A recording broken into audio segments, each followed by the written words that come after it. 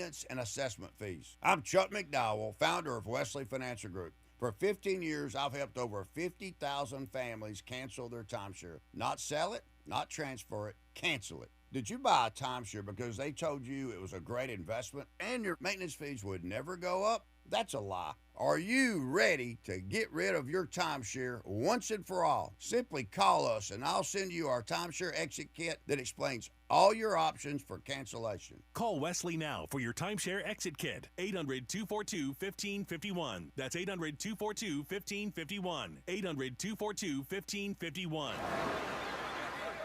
Hear that? That's the sound of your life. Perfectly imperfect. Beating in rhythm to the world you've created. But every time you drive after drinking, the music gets drowned out. Your life sounds pretty great. Don't let a buzz ruin it.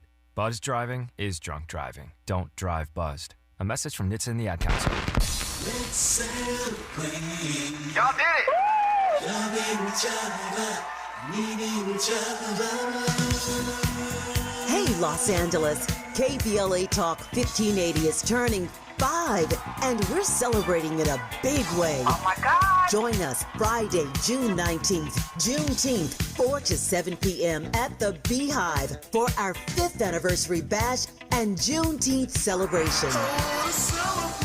We're talking surprise celebrity guests, a special presentation, and a major announcement you will not want to miss. I can't wait to hear it. Plus, live music, dancing, games, and enough food and drink to keep the party going. Yeah, that's what I'm talking about. Of course, you're welcome to bring your own picnic basket, blanket, and lawn chair. And the best part, it's completely free. But here's the thing. You've got to sign up in advance. Space is limited, so don't wait. Head to KBLA1580.com right now and lock in your spot. Friday, June 19th, The Beehive, KBLA Talk 1580. 5 years strong, and we're just getting started. Happy anniversary, KBLA! Yeah, man! Now back to more entertainment news with Jill Munroe on KBLA Talk 1580.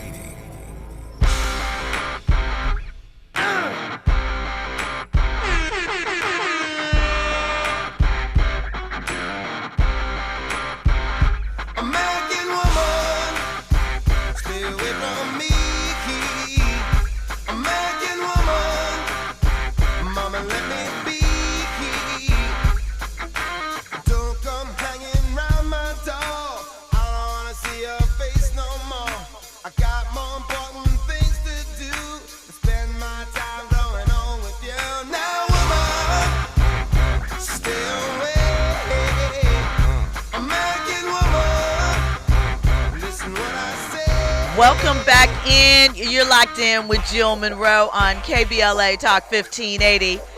Shout out to I Am the American Dream. Listen, we are our ancestors' wildest dreams. Happy birthday, Lenny Kravitz. Shout out to him.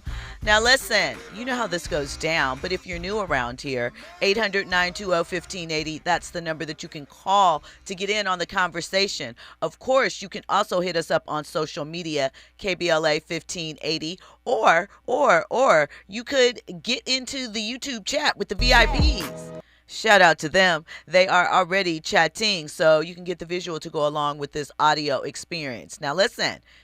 It's Tuesday, so I am not breaking down these topics alone. I am joined by producer, executive producer, director, host of the Black Press USA morning show, Miss DL Anderson. Welcome, DL. How are you? I am good. I think we should just go straight to Nene's in the house. Nene's in the house? Ow. Okay. No, I'm good. Coming off of a fresh, restful Memorial Day weekend.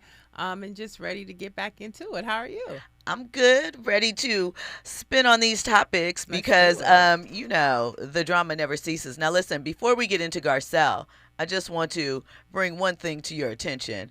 It's not related, but it is. So Drake just became the first artist ever to debut in the top 3 chart positions simultaneously with 3 different albums. Iceman is number 1. Habibti, sorry y'all, and Maid of Honor follow it up, right? The surprise triple drop obviously struck many. They weren't prepared for it. I don't really see how people have digested all 3 albums completely yet, but they have, I suppose. And listen, Spotify confirmed he set multiple 2026 single-day streaming records, including most streamed artist in a single day this year, most streamed album in a single day for Iceman, and the track Make Them Cry. That one broke the record for biggest single-day song streams of the year, and that is per Variety and Spotify, right? And we know what it comes on the heels of. So, I mean, kudos to Drake. We said make music and people will move on. I mean, but you know what? Nobody's talking about it. I mean, you have these headlines about he broke this record, he did this, but the streets, because there's no are single. quiet. I think Shebang is the one that seems to be kind of bubbling, but there's no lead song. Like usually, like Drake will leak a couple of songs and let the audience kind of pick which one they like to be the single. It doesn't seem like he did any leaks with this project, and so there's not really, to me, a song that's driving the project. It's just kind of like, hey, did you hear Drake drop? Did you hear Drake drop 3 albums? He addressed some of this here and some of that there, but I don't really. It's not given. It's not. You're not feeling it at all, It's Andy. not given. Too hard for radio. It's too hard. We'll say otherwise, because it's definitely causing a hoopla. You know what I'm saying? That's the Mac Dre song that he pretty much copied. Dre's flow. And if I'm not mistaken, no, he copied the whole verse. Oh, okay. And if I'm not mistaken, there's a producer from the Bay by the name of Pilo, legendary producer, who produced the record. So there's kind of been like this back and forth between, you know, how authentic the record. There's supposedly there's people from the Bay that's like rejected the record or whatnot. So it's a polarizing record. You know what I'm saying? It kind of sounds like a bootleg version of Kendrick's Squabble Up. Oh. So too hard for the radio. It's a West Coast sounding record. Okay. And I ain't gonna lie, I mean, outside of all that, it's cool. It's definitely a radio record, but it's been a lot of backlash behind that record because, you know, once again, Drake is biting again, and a lot of people don't like that. And I think in addition to that, we also have to consider that his label is in a precarious position because, yeah, they want to make money off the project, but, yeah, they're also in legal tie-ups with him, and we know that he's trying to get these off so that he can go and sign this huge deal with Sony. But if this project continues to do well, maybe they rethink that. You know, I mean, this has nothing to do, like hearing all this conversation, like the art of hip hop, you know, make them clap to this. We not getting none of that from this. It's just all this conversation about chart topping or drama but where is the just dance? So you feel like there's no bars. There's no bars there. I don't even know. Well, nobody's talking about them in a real way to me. I know when certain stuff drops, it's all up and down my timeline. Yeah, I'm not seeing that. I'm just not seeing it. I could be wrong, but I just don't see it. I feel you. Royal Jenkins says almost like Biggie's song "Going Back to Cali" was a West Coast sounding song. That's to what Andy's talking about, right? Right. The Squabble Up song. All right. Yeah. Well, listen, we're going to switch gears here and talk Garcelle Beauvais and Real Housewives of Beverly Hills and the Can We Keep Race Out of It? So Garcelle is saying that a castmate pulled her aside before her sophomore season on Real Housewives of Beverly Hills, took her out for drinks, and tried to set the tone for the upcoming season. And the one thing she asked was, can we keep race out of it? It's an entertaining show. So we're going to hear Garcelle share it, and then we'll talk about it. But going into season 2, a housewife asks you out for a drink, and you're thinking, oh, we're going to talk about the season, whatever. We're going to just, connect. We're going to connect. Right. She asks you, can we keep race out of it? It's an entertaining show. Did you think about walking away then? I didn't think about walking away then, but I was very taken aback by that because I show up and my race shows up with me. Yeah. You know, and if this is truly reality, don't you want to see my reality too? Yeah. I mean, obviously, I don't wear it like we have to, you know, Black Power. That's not who I am. But at the same time, you can't negate who I am. Yes. And what I bring and my experience. So that was a tough one, honestly. So, Nielle, you have thoughts. I mean, when she was on the show, we had like 4 or 5 episodes on that exact same topic. Child, you have left the show, and leave that conversation there too. Unless you're on the show. If you're not on the show, I don't want to hear it, okay? But we've already had those. She's done those episodes, at least one per season, while she was on the show. You're gone now. I don't want to hear about it. Bose is the new black girl. That's who we listening to right now. So you think that she's just trying to make herself relevant in this, or do you think that she was really trying to have a revelation in that moment? It wasn't a revelation moment because we've had this conversation with Garcelle on the show. Do you think, because I know some have said that she didn't always have the other, I can't remember who was on the show. Sutton? Not Sutton, no, Kyle? it was someone black. It was another black person? Yeah. There was one black. She only made it. Did she last the whole Annalise? season? Yes. That something she said, they felt like Garcelle sidestepped the blackness issues or acted as if she didn't understand them. I can't remember what it was. But so you don't ever have those feelings about that? It sounds because it was Erica Jane and Lisa Rinna that she had the repeated conversations with on the show. Yeah. It was Kyle too. Okay. It just depended on it. Sometimes it was Dorit. You know what I'm saying? It just depended. The only person she never really had that issue with was Sutton. And now her and Sutton are friends, right? Mm-hmm. And then it felt like when Bose came on the show, I didn't feel any beef between the two ladies, but it also felt like there can only be one of us on Beverly Hills. But they were cool and cordial with each other, so I wouldn't say that. But all I'm saying with this conversation with Garcelle, it sounds familiar, and it sounds like you're not on the show anymore. So we don't want to hear that from you, okay? You don't care. And we've seen it. I could just go back and tell you, pull the episodes, and you'll see her having that exact same conversation. Girl, go do a Lifetime movie. That's why you laugh. Well, boom, there it is, right? All right, so let's get into this one because I feel like this Kevin Hart roast topic and what has come out of it, the examination of what is funny, what is considered comedy. Mm-hmm. Comedy has always been that area where people were allowed to take risks, right? Mm-hmm. If it's funny, that's always the parameter, right? And we know funny is different to various people.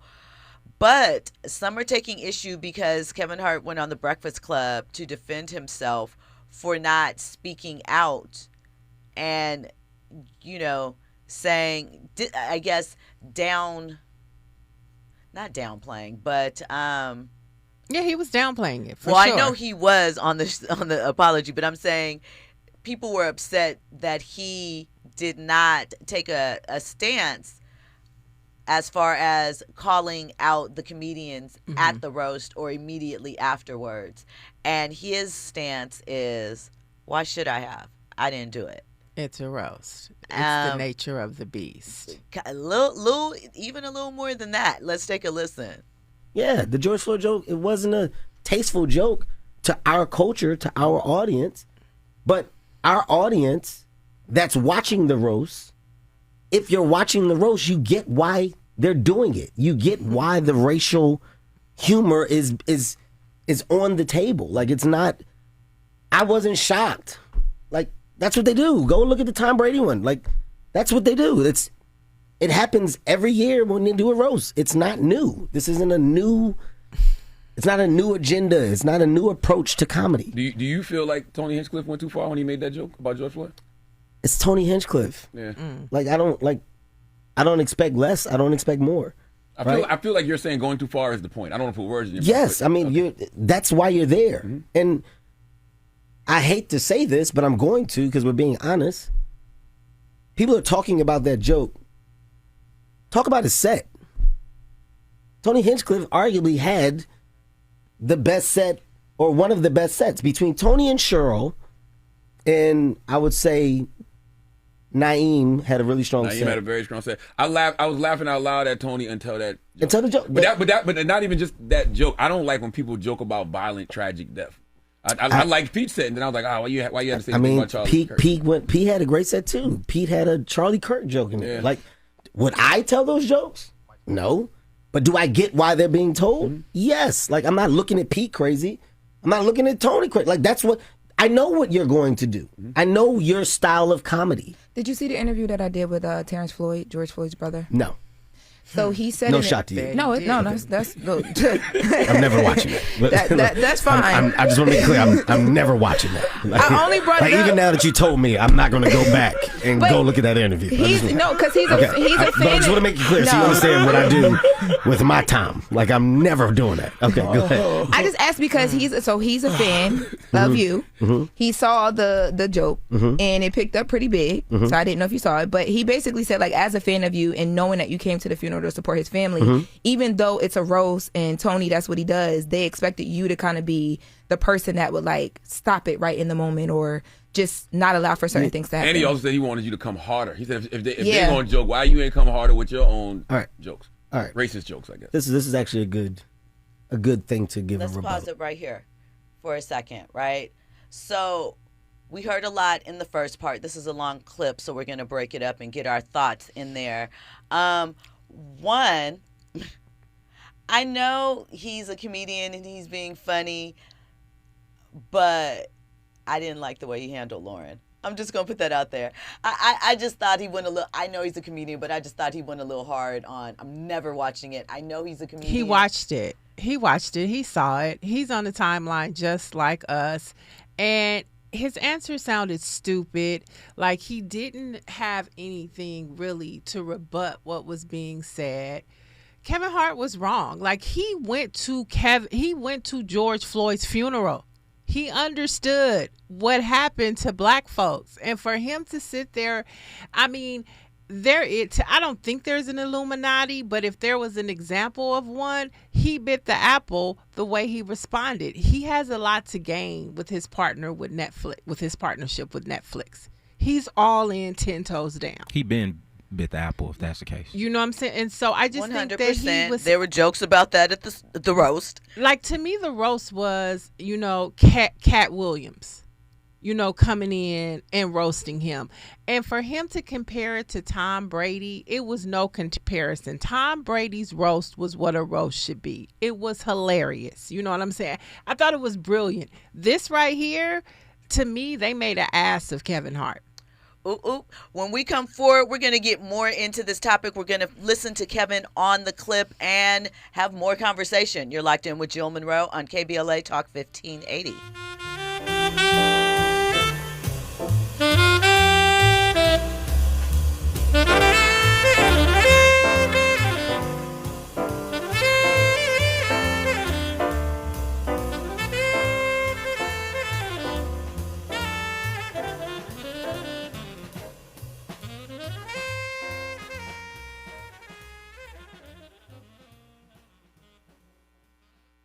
You're in the know with Jill Munroe on KBLA Talk 1580.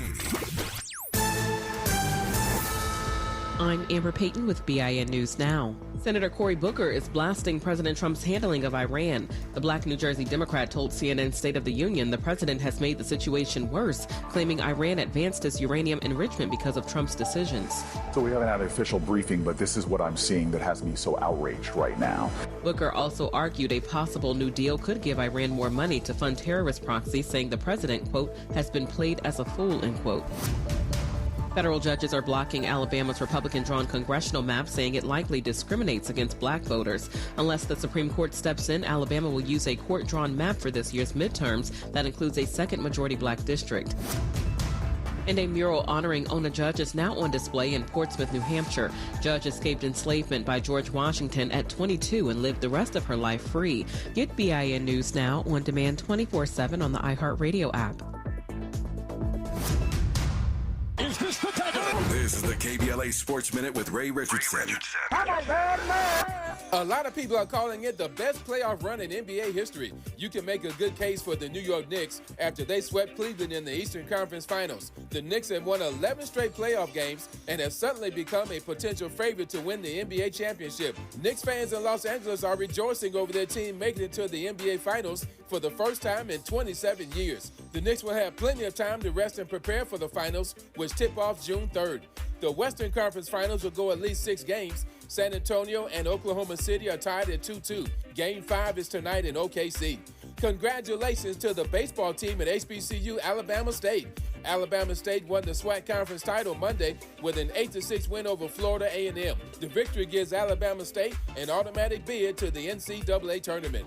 No debates, no speculation, just the info you need. That's your KBLA Sports Minute. I'm Ray Richardson on KBLA Talk 1580.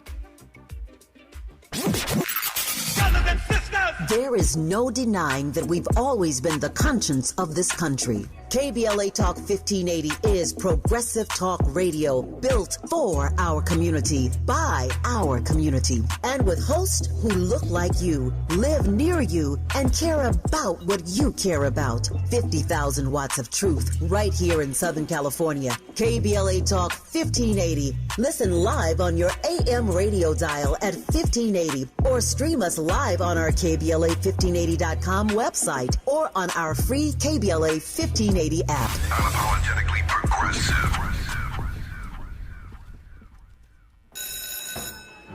Let's be real. For too long, too many of our students have sat in overcrowded classrooms in underfunded public schools. But as head of the San Diego School Board, Richard Barrera changed that. Under Barrera's leadership, student literacy rose from the state average all the way to #1 among major urban school districts.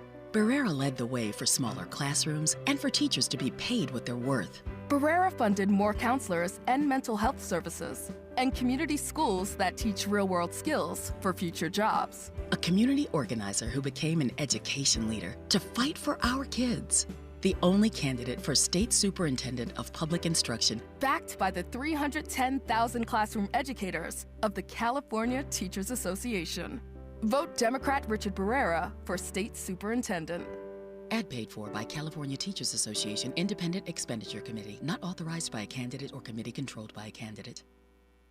Hi, I'm Chris Holden, former California Assembly member, former Mayor of Pasadena, and CEO of LA Fire Justice. I've spent my career fighting for our communities. When I saw Edison celebrating $4.5 billion in profits while Eaton Fire survivors struggle to make ends meet, it made me simultaneously sick and furious. Families and individuals are dealing with financial pressure, insurance delays, costly remediation, and the painful question of how to rebuild their lives, while the utility that caused the fire is paying its executives millions and is more profitable than ever. That's not justice, that's a disgrace. Join the lawsuit with LA Fire Justice to hold Edison accountable. We're here to help you, your family, and our community recover. Visit lafirejustice.com today to learn more about your eligibility and how to start. Advertisement. Douglas Boxer, 221 East Walnut Street, Suite 100, Pasadena, California, 91101 is the attorney responsible for this ad. LA Fire Justice is proud to sponsor Conversation Live, Altadena Rising with James Farr on KBLA Talk 1580. KBLA Talk 1580. We've got a lot to talk about.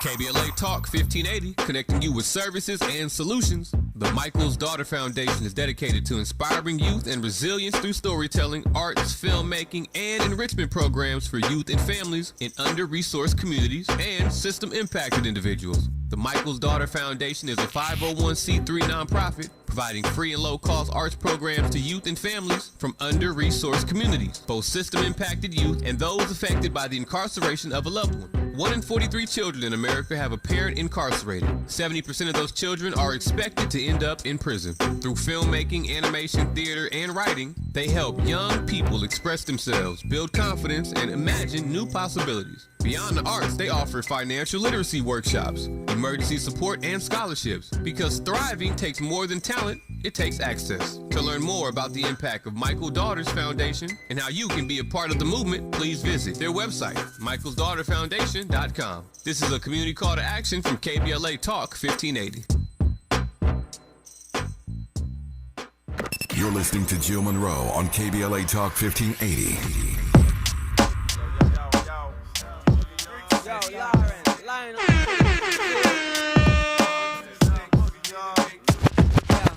It's funny how money changes situation. Miscommunication lead to complication. My emancipation don't fit your equation. I was on the humble, you on every station. Someone play young Lauren like she done. But remember not to game the one under the sun.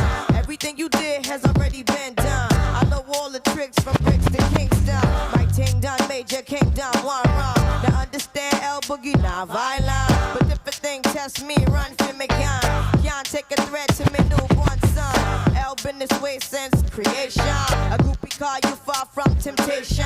Now you on ball over separation.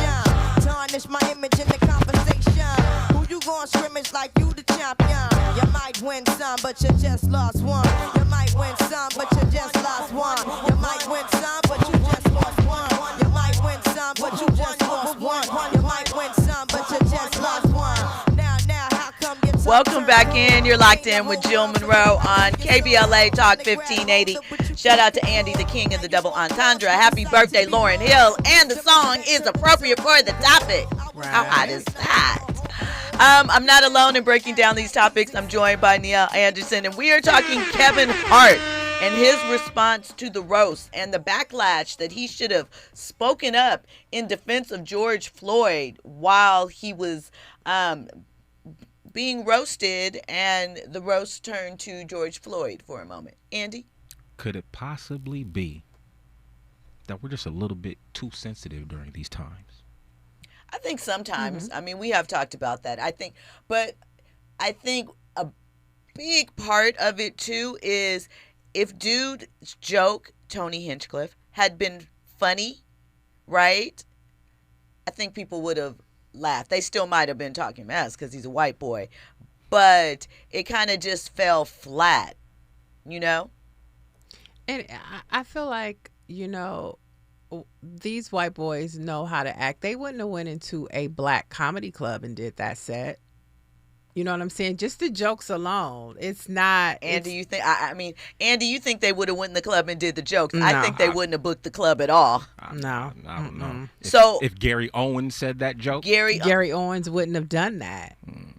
He wouldn't have done I that. feel like delivery and here's the thing: some people can say the same joke and it hits with one and not with the other, but it just was not funny to me. And typically when these types of roasts happen, it's amongst your friends and peers. And I don't see, or I haven't seen Kevin Hart do any type of comedy tours, movies, talks with any of them white boys that was on that stage. Well, we know if it's on Netflix, that is going to be political because it is for a wider audience. So they're obviously, I shouldn't say obviously, they are going to bring in and mix up the type of comedians that they're going to feature because they also are going to, you know, keep in mind the broader audience. Let's think about this, though. Most of Kevin's peers have 1 hour Netflix specials, okay? And when those comedy specials drop, they're in the top 10, make it top 5, and a lot of them make it to number 1, right? But they hit the same target demo. But my point is that Kevin is in that demo too. So I think that they might have had a larger viewership if they would have booked it around his peers. They're not looking at it like that. If you, I mean, well, let's they should call it what it. Their idea is not. That roast wasn't for us, per se, the culture. That roast was for Kevin Hart and Netflix and the broader culture of comedy.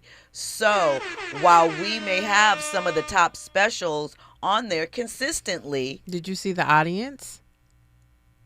Who was the audience? The audience inside is not necessarily the target audience for the special. The people that are there watching are not necessarily the audience that the special that they are trying to reach. Andy? I always looked at Kevin Hart as not BET Comic View funny, but Saturday Night Live funny. So, I mean, I agree with what you're saying. I think, to me, he has more of a broader a broader scale or whatnot. I guess a broader they would reach, call it excuse me. mainstream. Yeah, he's definitely more mainstream. So I can see how that roast would want to appeal to other persuasions. I get that, but he's also hosted the BET Awards too. He has, but they don't care about that. And he's made a lot of movies that appeal to, African Americans. Not anymore. They're part of the demo. They come along with it, but I don't. Kevin doesn't make, even though he makes black projects. His projects aren't black projects. He makes movies with The Rock. Yes, those are 2 black men, but the audience that they're going for those movies is like no color lines. But for a lot of Kevin's stuff, especially as we have gotten into the latter part of his career. And low key, that's the vibe I'm getting from Kevin Hart. His brand is broad. Yeah. It's not just for black folk. You know what I'm saying? Like, I want to appeal to the other persuasions as well. So I mean, I hear that, but I also know, like, being in the comedy, world, understanding, where he pops up at, and like Tiffany Haddish was sitting up there. Tiffany Haddish would have been a better play in that roast. But my point goes back to what traditionally a roast is. And a roast is amongst your peers, period. I don't care. You can go all the way back to Richard Pryor. Even the white folks that he had in his roast, they were still amongst his peers. Now, I'm not saying that Kevin Hart doesn't have any white counterparts. Like you brought up Gary Owens. He does have, Seinfeld. But Gary Owens is a black comedian. I know he's not black, but his audience is black.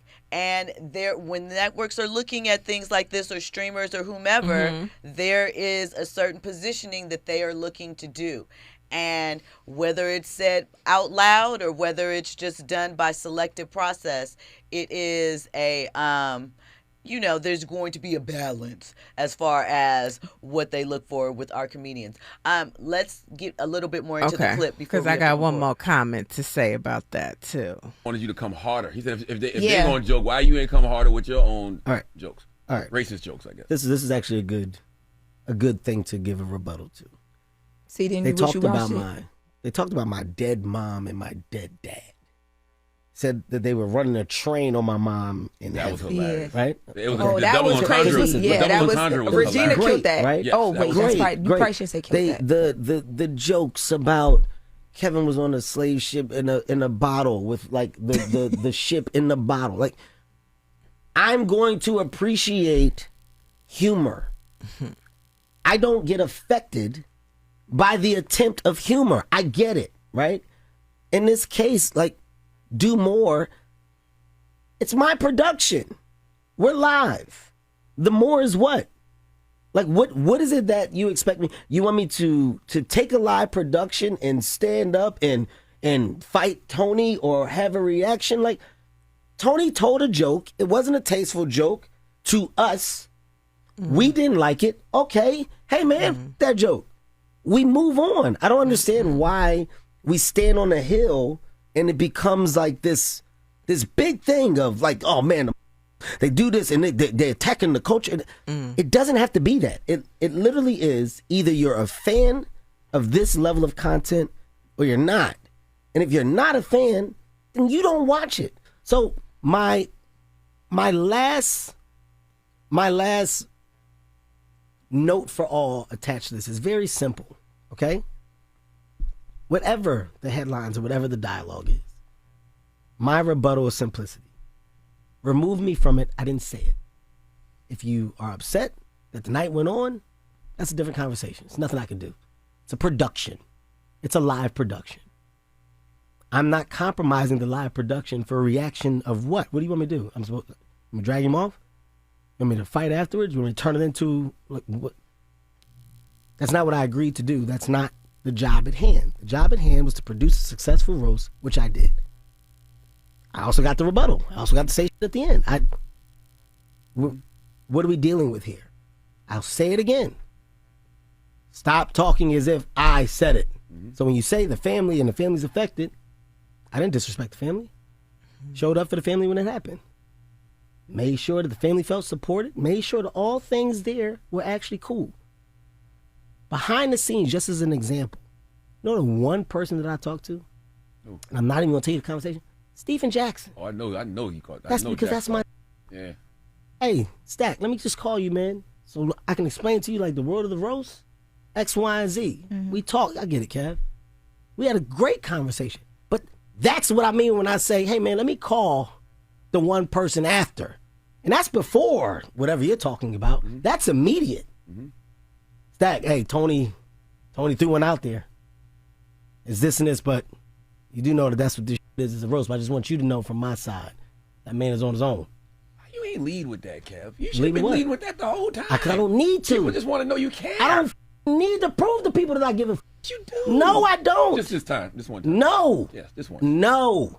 If you open that door, then that's the door that people expect all the time. Why the do I need to do that? I think it's because of how much the George Floyd situation affected so many people. I think I get what you're saying and how you stand on your business, and I respect you for that. I'm not standing on my business. Or whatever it is. I think with certain things. Not say it. But their pushback is it happened at Kevin Hart's roast. Kevin Hart, who is like, he's out, like, so many of us support you. You're ours. They just want to hear you say. Okay, I just want to hear you say what you said today. It's tasteless. You actually reached out to somebody who's considered his family to say, let them know. That's all. I have the best example.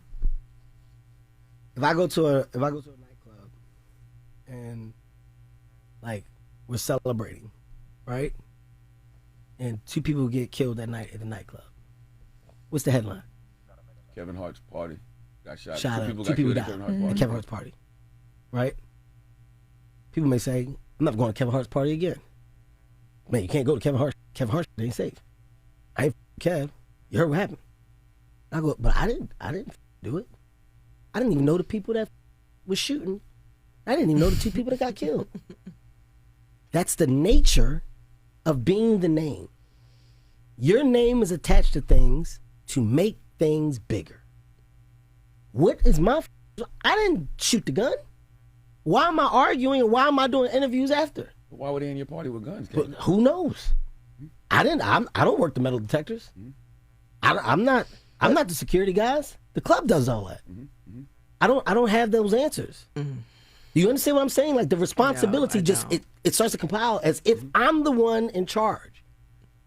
We are not in charge of the dialogue from anybody on that stage. If Tony calls you right now and says, man, Kev, man, I was out at the comedy club, man, and man, this dude, man, who said he was George Floyd's brother, smacked the shit out of me. Yeah, I deal with that. Yeah. What do you want me to do? What you want me to do? That's the consequences of the. There you go.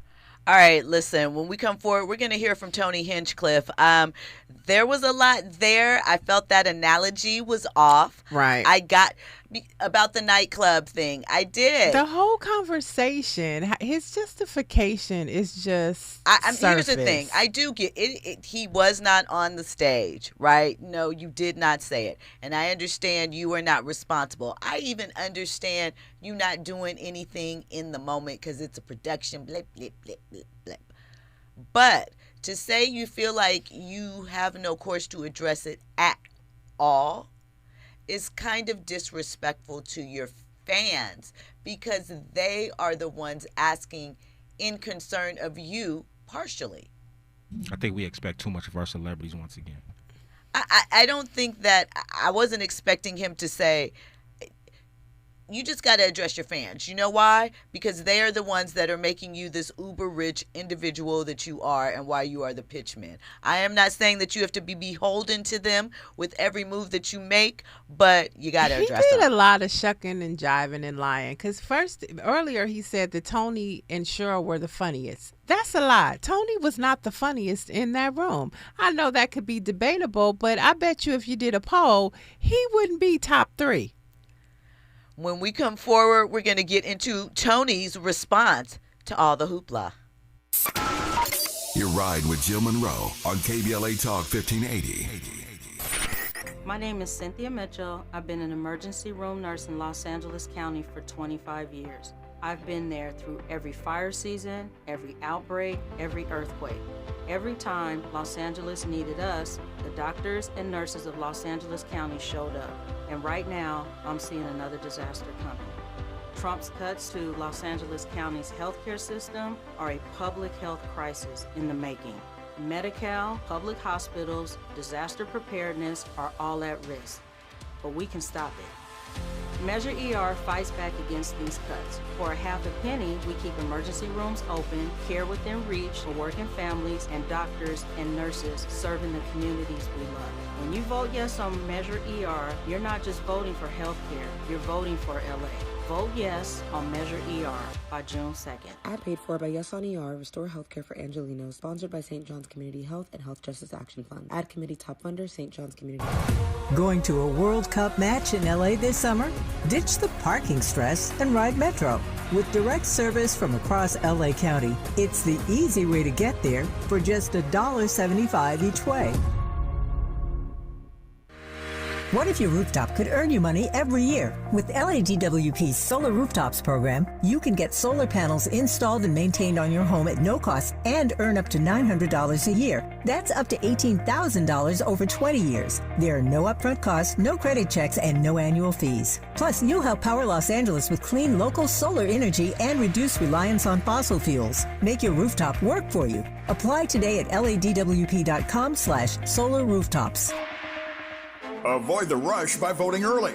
You can visit any vote center daily from 10 a.m. to 7 p.m. Visit plan.lavote.gov to find one near you. Don't wait. Brought to you by the Los Angeles County Registrar. You're listening to Jill Munroe on KBLA Talk 1580.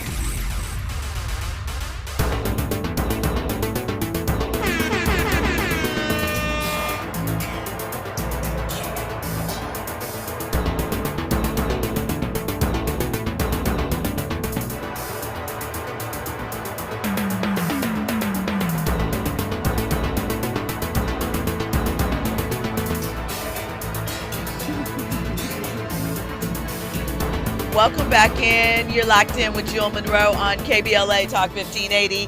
Geminis are in the building switching sides because, yeah, Gemini people are interesting. No, just like shout out to Philip Michael Thomas. We know Miami Vice set it off back in 85. Sure did. And isn't Michael B. Jordan picking up where Tubbs left off? Yep. He is going to him and Austin Butler, who played Elvis. They are going to be doing the new Crockett and Tubbs in the new Miami Vice. Got a couple of comments. Curtis Me212 says Mr. Bojangles 2026 version of Mr. Sam Davis. Fahima says, Jill, yes, it's comedy protected by First Amendment, but they didn't air Melania Trump jokes. Why air George Floyd jokes? Omit Floyd jokes as well for the same rationale. The Melania Trump jokes were omitted. They also did make jokes about Charlie Kirk as well, too. They did. Yeah, someone asked that. So really quick, let's hear what Tony had to say, and then we can talk about all of it. But I think it's important you hear what he had to add. Kevin Hart was something else, huh? It's the first time I've been called a Nazi multiple times in just a few hours. I guess that's what L.A. writers' rooms, all these... a lot of mentally ill liberals out there that somehow with all these blacks and Jews and Mexicans around me, I guess I'm a Nazi somehow. I guess the guy that pulls names out of a bucket giving everybody an opportunity is a Nazi. Isn't that something? I was called that by a bunch of people that have never written anything in their lives, that literally have just been reading cue cards and teleprompters every project they've ever done with the inability to improvise whatsoever. But, I mean, the most of it, you know what I mean? I got called a Nazi, gay, a racist over and over again. I'm none of those three things, a little fun fact. But they are they are fat, ugly, black, and Jewish. Everything I said was real about them, just a reminder. So that's what Tony had to say. And that's what Kevin is defending. So listen, again, do I think that Kevin had to in the moment stand up? But I do think there's something to be said about being quick-witted and, you know, a quick comeback, a little quip perhaps, but Kevin is known as Mr. Corporate Comedian. Right. I thought about, like, what would Eddie Murphy do? Would they even put Eddie Murphy in that position? How about Dave Chappelle? What about Chris Rock? You know, I mean, just think about Chris that. Rock absolutely would have been put in that position, You if not think worse. so? Have you not seen Chris sit around and have conversations with his fellow white comedians? I remember there was some show. It was Okay. him. I can't remember who the two of the comedians were, but Jerry Seinfeld was one of them. Mhm. I think it was Louis Carr, and the conversation came up about the N-word and stuff. And Seinfeld was like, I've never said it. I don't say it. It's not appropriate. Da da da da da da da. Louis Carr was going on about how he says it. He doesn't understand. And Chris Rock was there like, yep, key. And a lot of people were upset. Okay, we'll take him off the list. Okay, so Eddie and Dave Chappelle. I mean, maybe I feel they might have. I don't know, because again, a quip how And they probably would have like, come "Keep back me with out it. of that." Right. I mean, the way they might have handled it might have been different. The jokes they might have dropped might have been different or whatever. They might have been the one like, hey, remember you in Inglewood while you dropping them jokes. Like, it might have been them to say that instead of Cheryl, you know? So I'm not sure. I think that he kept saying the production. Well, the production sucked because you had Tiffany Haddish that was there that could have gave us more insight and, I mean, hilarious comedy because they go back to when Tiffany was in the car. Yeah, I don't think Tiffany is on the good side of the thing. Well, still. we know she's not on the good side. I'm talking about an authentic roast, not a production, because he kept talking about his production. And all I'm saying is when you look But you are assuming he wanted an authentic roast and not the production. But he said it was his production. Again, Right, he didn't want. You are assuming he wanted that version and not this version. Well, yeah, and but I there's don't only- think that right. is the like. I understand you're Right, saying there's but only a one way roast to is- roast. Yeah. But you know, we're allowed to shape and move and recreate our things. And Yeah, he but a roast is definitely a roast. Didn't, and he got roasted. But it just wasn't the way we think. Listen, every Tuesday, DL Anderson is here with us on Monday through Friday. She hosts the Black Press USA morning show. And you're with me on Fridays. And I'm there on Friday mornings. Make sure you check her out. Neil, tell them where they can find you. We're on YouTube, Black Press TV, Black Press USA TV. You can watch the show there, and then you can check out the Shade Rooms TSR Live on Thursdays at 5:30 live. This week we have Shamia from Housewives and Justin Pearson from Tennessee. So we're gonna mix it up and give you some hip hop, some politics, and of course your favorite housewives. So we love that. Listen, it's always facts, context, and culture over here. Coming up next is Zoe Williams, the voice of reason. I will be back at it tomorrow, y'all. In the garden, I see West purple shower bells, orange birds and river cousins dressed in green. Pretty music I hear, so happy and loud. Blue flowers echo from a cherry cloud. Feel sunshine sparkle pink and blue. The playgrounds will laugh if you try to ask. Or is it cool? Is it cool? If you arrive and don't see me, I'm gonna be with my baby. I'm free. Fly girl over the sea. Stained window, yellow candy screen. See speakers of kites. KBLA 1580 Santa Monica. I'm Amber Payton with BIN News Now. Senator Cory Booker is blasting President Trump's handling of Iran. The Black New Jersey Democrat told CNN State of the Union the president has made the situation worse, claiming Iran advanced its uranium enrichment because of Trump's decisions. So we haven't had an official briefing, but this is what I'm seeing that has me so outraged right